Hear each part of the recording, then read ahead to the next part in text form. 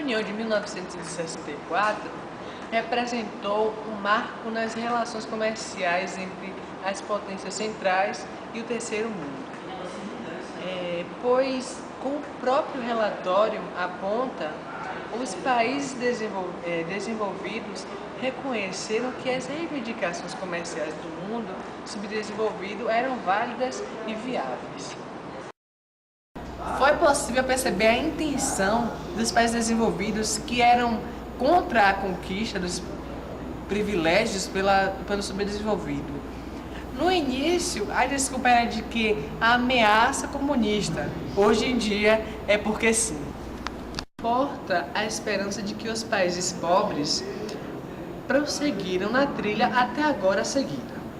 E com vistas a consolidar a unidade alcançada na CNUCD, cuidarão de objetivar uma crescente coordenação de propósitos, uma progressiva coesão política.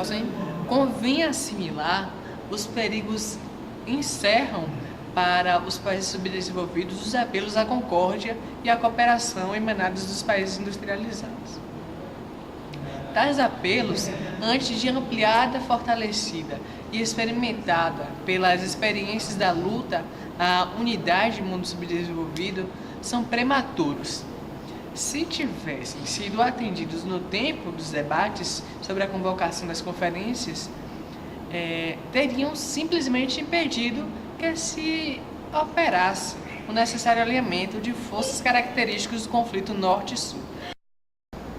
Além de haver contribuído para a unidade de subdesenvolvidos no plano mundial, a CNUCD proporcionou à América Latina a excepcional oportunidade de tomar consciência da natureza peculiar dos seus problemas na política comercial e para, com autonomia de ação, criar processos e órgãos apropriados à solução desses problemas.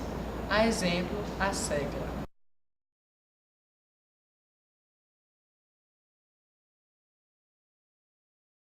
Fala 4. Tá legal? Tá legal? Então pode gravar. O continente africano, ele apresenta uma dualidade natural bem acentuada entre a porção norte, dominada pelo deserto do Saara, e a porção sul com seus terrenos férteis.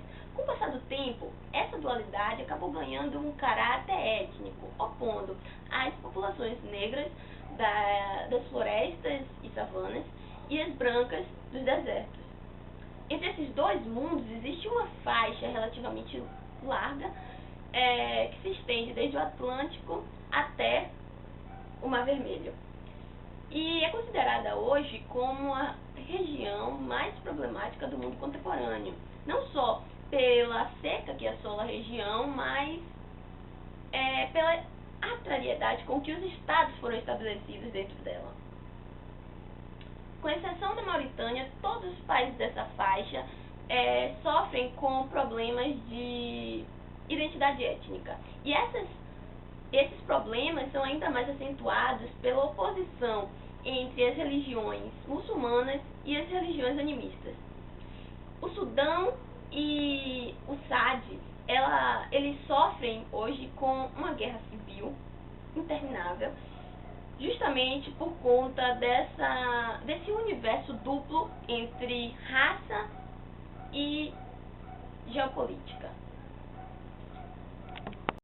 A instalação do modelo europeu de limites interestatais rígidos remonta à Conferência de Berlim de 1855, quando as potências europeias e mais os Estados Unidos resolveram escolher critérios mínimos que fossem aceitos por todos os que disputavam a partilha da África. Entre os objetivos compartilhados pelas potências estavam o desejo de associar nativos da África à civilização, a abertura do interior desse continente ao comércio, fornecendo a seus habitantes os meios de se instruírem e finalmente, a preparação para o fim da escravidão. Sem respeitar a natureza, nem a etnia ou a tradição os limites foram sendo traçados em função unicamente dos interesses dos colonizadores. Assim, povos com identidade foram separados, etnias rivais foram reunidas e linhas tradicionais de comércio foram interrompidas por barreiras aduaneiras. De fato, a rivalidade intertribal sempre serviu aos interesses do homem branco, que procurou incentivá-la ao máximo, favorecendo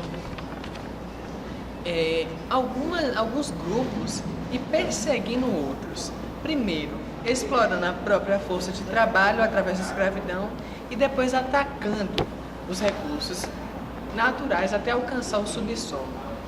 Nesse sentido, a África do Sul se sobressai, pois apresenta a maior concentração de jazidas do mundo e o sistema social mais iníquo consagrado pelo apartheid. A luta pela libertação contra o dominador ex-africano acabou por reconhecer a necessidade da manutenção dos limites impostos pelos colonizadores, pois sua modificação acarretaria em transtornos ainda maiores. As fronteiras, por mais que sejam artificiais, tornaram-se sagradas. Acabou? Acabou, meu filho? Ah, então corta.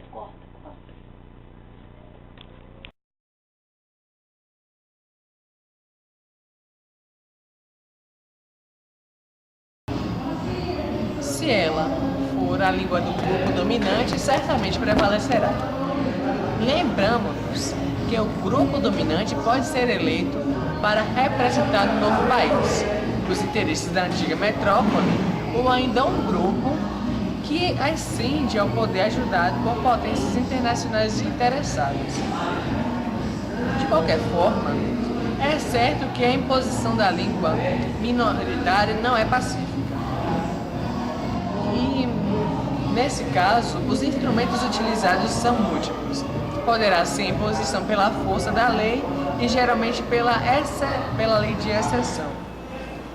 Mas ela pode também ser imposta por meio de um processo educacional ou ainda pela intensa campanha de valorização promovida entre as populações, mostrando tratar-se de uma língua mais moderna, uma língua de comunicação internacional, entre outros fatores.